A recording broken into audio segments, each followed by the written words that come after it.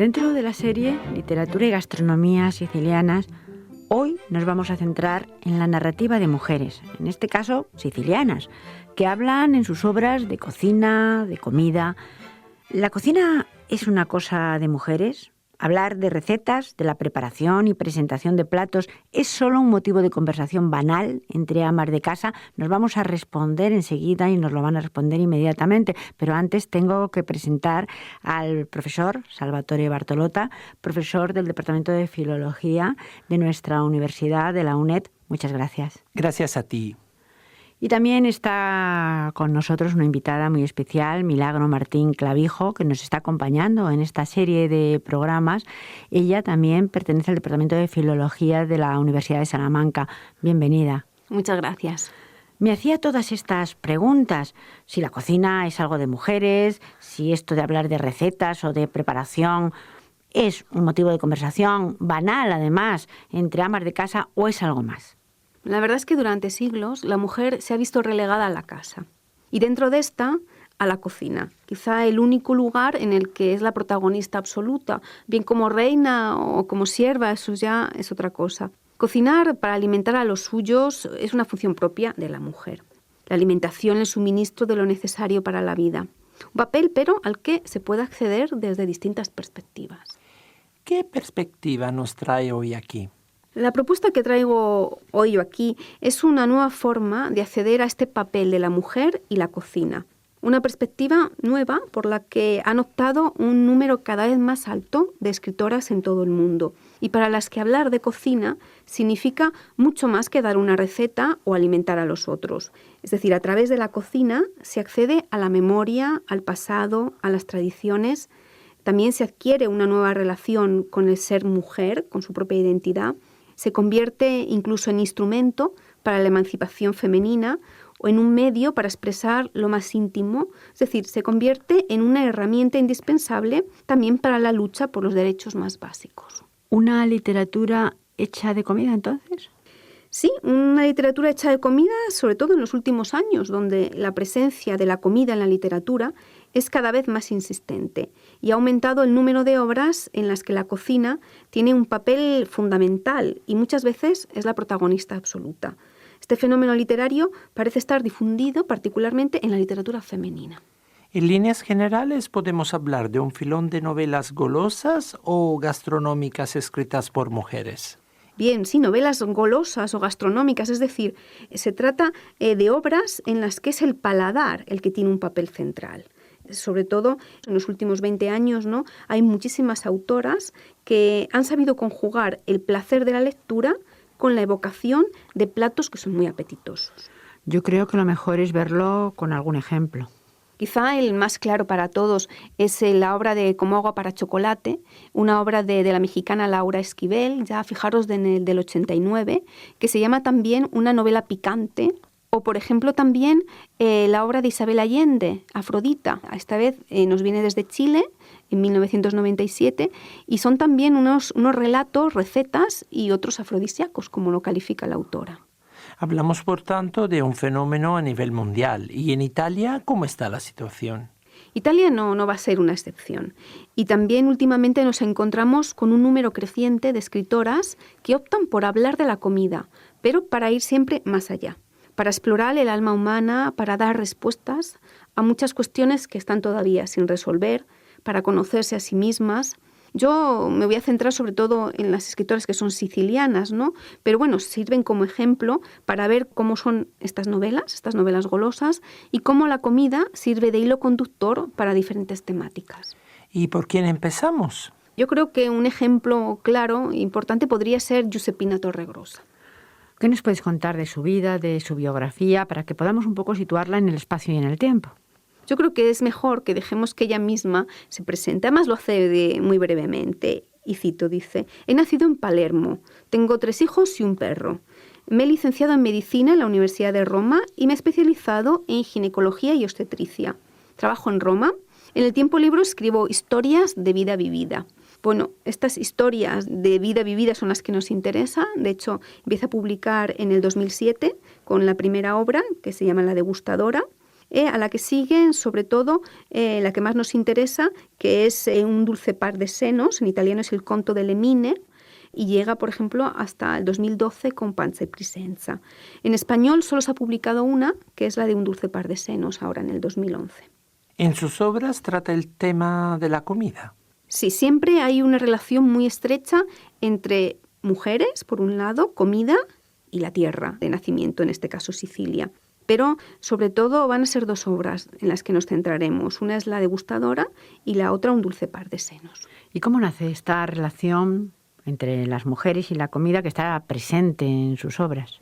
Pues ella ha reflexionado mucho sobre este tema y dice que sus días, por ejemplo, están regulados por la comida. Y por lo tanto, en las novelas se comporta como en la vida. Y dice también que cuando, por ejemplo, la comida no aparece, es su ausencia la que subraya ese momento tan particular. ¿Y de qué trata Un dulce par de senos? Se trata de una novela en la que se parte del relato de cómo se hacen estos dulces, ¿no? Se llaman Los senos de Santa Ágata, es una receta catanesa, para después pasar a hablar de las mujeres sicilianas y también del cáncer de mama. Recordamos que la escritora es ginecóloga y está especializada precisamente en cáncer de mama. Es curioso, además, el nombre Los senos de Santa Ágata. Sí, se trata de un dulce que, bueno, con algunas pequeñas diferencias está presente en partes de Sicilia distintas. Se llaman los senos de las vírgenes o los senos de Santa Ágata y seguramente es un dulce inventado por las monjas. En Catania estos dulces relatan una historia cruenta de sexo, homicidio y santidad. Un dulce que recuerda el martirio de la joven cristiana Ágata, entonces. Sí, de ese pagano quinciano que al verse rechazado por la joven en nombre de la religión cristiana intenta primero corromper su moral confiándole a una prostituta y después la tortura arrancándole el pecho. Por eso los dulces cataneses tienen la forma de dos senos con sus pezones de guindas. ¿Y el hilo conductor de esta novela va a ser este dulce con forma de seno? Sí, el dulce y además los senos que son también los de las mujeres protagonistas de la obra y que van a acompañar sus momentos felices y también los más trágicos. Y están estrechamente relacionados con su vida sentimental y erótica por un lado y por otro con la enfermedad. La preparación culinaria de estos dulces presupone e impone para todas las generaciones pues siempre el mismo cuidado.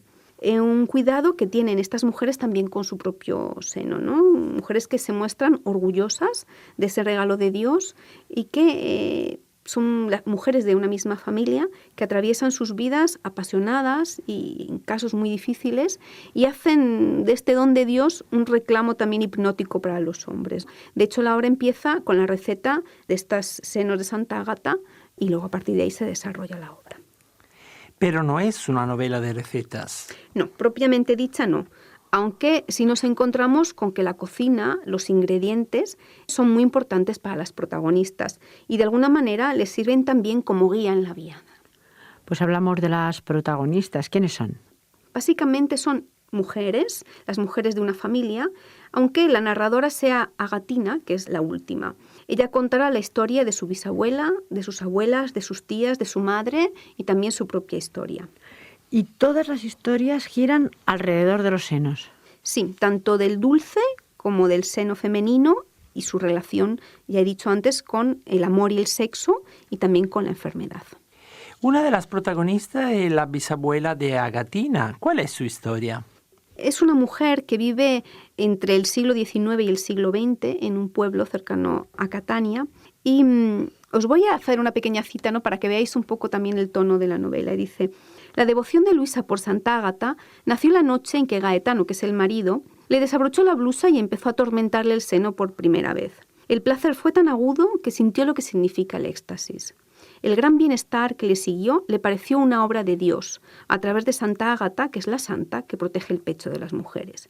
Por eso Luisa se había consagrado a la santa y le pedía que le conservara siempre sus pechos íntegros y bonitos durante toda su vida.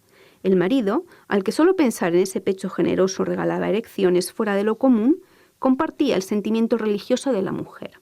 Para darle las gracias, Luisa comenzó a producir en el horno del marido los dulces de la santuza.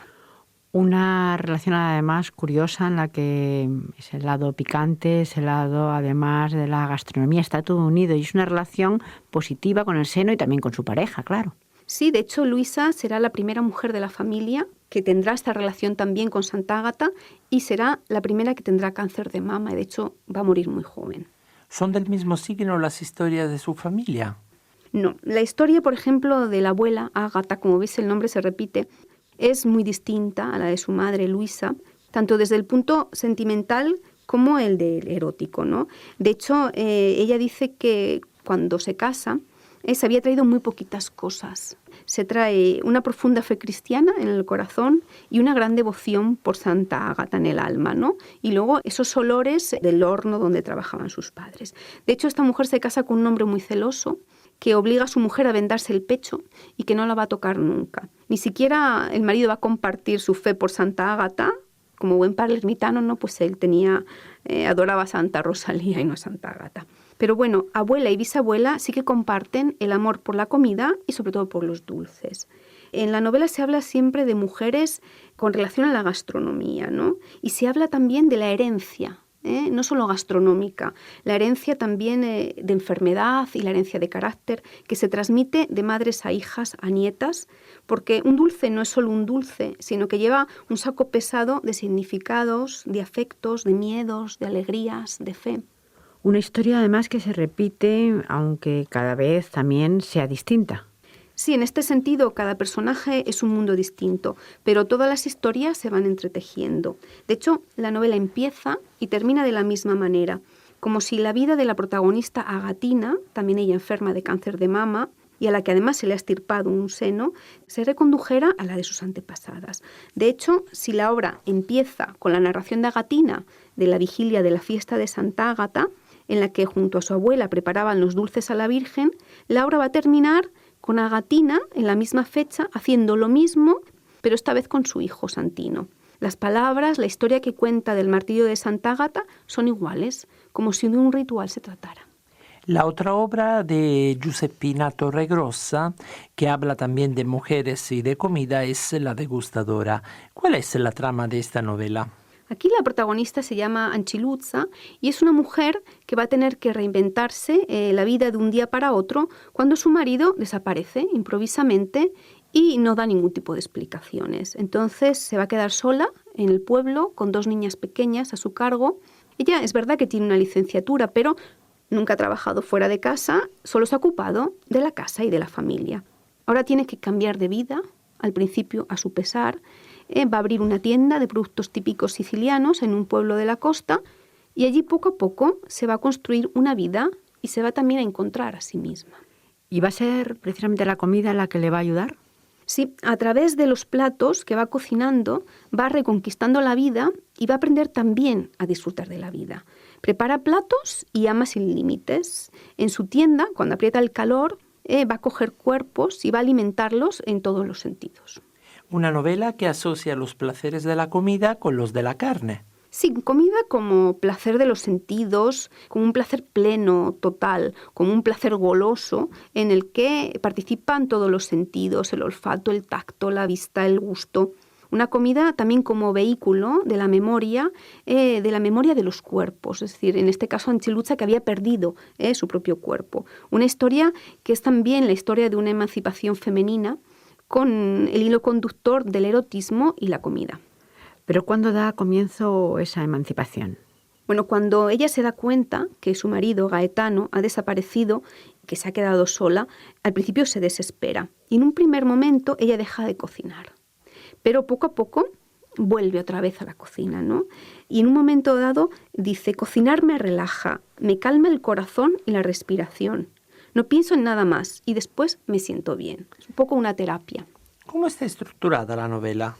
Va por capítulos y a cada capítulo corresponde una receta siciliana. Pues la caponata, el couscous, le frittelle, brioche, insalata de arance. Pero cada capítulo también corresponde a un encuentro con otra persona que le va a hacer crecer y sobre todo conocerse mejor. Hacerse más fuerte, más segura de sí misma, quererse también un poquito más a sí misma e ir poco a poco recomponiendo los pedazos a los que se había reducido. Quizá lo veamos mejor leyendo algún párrafo que represente algo del libro. Pues a lo mejor el más representativo puede ser el capítulo que está dedicado a la caponata. Empieza con el encuentro esta vez con un hombre, Hamet. Y dice, en la entrada hay un hombre grande, con la piel bronceada como la piel de la berenjena, lisa y brillante. Le rodea un perfume de salsa agridulce. El hombre tiene los dientes blancos y unos ojos negros que me devoran. Y yo también lo querría probar, como la caponeta que tengo la intención de preparar. Entonces lo llevo a la cocina. Y allí empieza a cocinar. Empieza a cocinar y amar. Y sigo citando, dice, la piel de las berenjenas tiene el mismo color de su piel, y mientras las pelo, tengo la sensación de acariciarle. Muevo las manos entre los fogones, siento que respira, saco el apio de la nevera y lo dejo hervir durante 5 minutos. Echo el aceite y lo miro fijamente. La cebolla me hace llorar. Los ojos se me ponen brillantes y me dan un aire sensual y lánguido. La caponata está preparada, pero me falta lo más importante, el agridulce. No es fácil adivinar la dosis. No hay una cantidad que se pueda definir de entrada. Tengo que hacerlo a ojo, es más, a boca. Para no equivocarme, me acerco a Hamet. Siento su olor en el cuello, pero lo sé que si no lo pruebo un poco, no podré saberlo y la caponata no saldrá bien. Siento su saliva áspera, un poco ácida. Ya lo tengo. Vuelvo a los fogones, la caponata está lista. Todos los sentidos participan en el rito erótico, como también ocurre en la cocina. Sí, fijaros en esta descripción de cómo es la caponata. Y dice, la caponata es jugosa, templada. Las berenjenas segregan un humor solo un poco gelatinoso, con un poco de rosa del extracto de tomate, como el interior de las piernas de las rubias. Las alcaparras, escondidas entre los otros ingredientes, las puedes adivinar cuando las machacas entre la lengua y el paladar. La cebolla fina, que ni te das cuenta que está ahí, es evanescente, compañera ideal de las otras verduras. Como vemos, prácticamente la cocina se convierte en un rito propiciatorio. Pero aquí está la cocina y también parece una novela con muchísimo erotismo. Sí, la verdad es que podríamos calificarla de una novela también erótica, aunque es mucho más. Porque la comida, los sabores, no solo ayudan a despertar su cuerpo, el cuerpo de Anchiluzza, sino que también le van a llevar a reflexionar sobre otros aspectos de su ser, en este caso, su ser siciliano. ¿Y cómo es el pueblo siciliano? Pues el pueblo siciliano es como el aperitivo de la siciliana. Aceitunas, salchichas, ensalada de naranjas. Y ella dice, la botarga tiene el perfume de los hombres, que son todos pescadores. Las semillas de hinojo hacen ruido con los dientes. La comida tiene una consistencia crocante y dura de los tomates, la ensalada y el queso. La vida aquí es dura, muy lejos de la suavidad de las mermeladas, de las salsas, de las cremas del continente, donde cada cosa, cocinada y confundida con otras cosas, pierde las propias características individuales hasta engañar al paladar de quien lo prueba y esconder la identidad de quien lo prepara. Es desde luego una buena reflexión sobre el carácter de todo un pueblo. Sí, como veis, habla también de identidad siciliana y esta cita no es solo una excepción. Hay otro momento en el que ella encuentra una botella de vino, ¿no? Y nos cuenta también cómo es la isla en la que han crecido las uvas que han dado lugar al vino. Y dice, una pequeña botella solitaria. Dentro está un vino para meditar, un vino que tiene la facultad de evocar pensamientos profundos. Está hecho con uva dulce, madurada al sol fuerte de Pantelería y secada al viento, el único mensajero de una isla lejana de todo el mundo.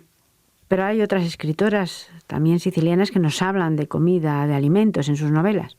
Sí, la verdad es que en Sicilia podríamos hablar de muchas escritoras, pero quizá la más representativa puede ser Simonetta Agnello Orbi, sobre todo porque es una autora muy conocida que ha sido también traducida al español. Y fundamentalmente son 2 obras que están centradas en la gastronomía. Una se llama Un poquito de aceite, del 2011, y la otra es La cocina del buen gusto, del 2012. Y además una literatura que ayuda a transmitir la cultura culinaria, ¿verdad? Sí, la literatura contribuye a transmitir la cultura culinaria ya que mantiene los ingredientes, los platos, las costumbres. Eso significa que no se pierden esas tradiciones culinarias, ¿no? Hoy la alimentación antigua se conoce todavía porque las han descrito los escritores en sus obras. Podemos concluir entonces que en estas novelas golosas, además de la pura y simple función nutritiva de la comida, esta puede asumir una infinidad de significados y constituye un elemento esencial de la realidad psicológica, social y cultural del hombre. Muchísimas gracias a nuestra invitada Milagro Martín Clavijo. Muchas gracias a vosotros. Y muchísimas gracias a ti, Isabel. y a todos nuestros oyentes.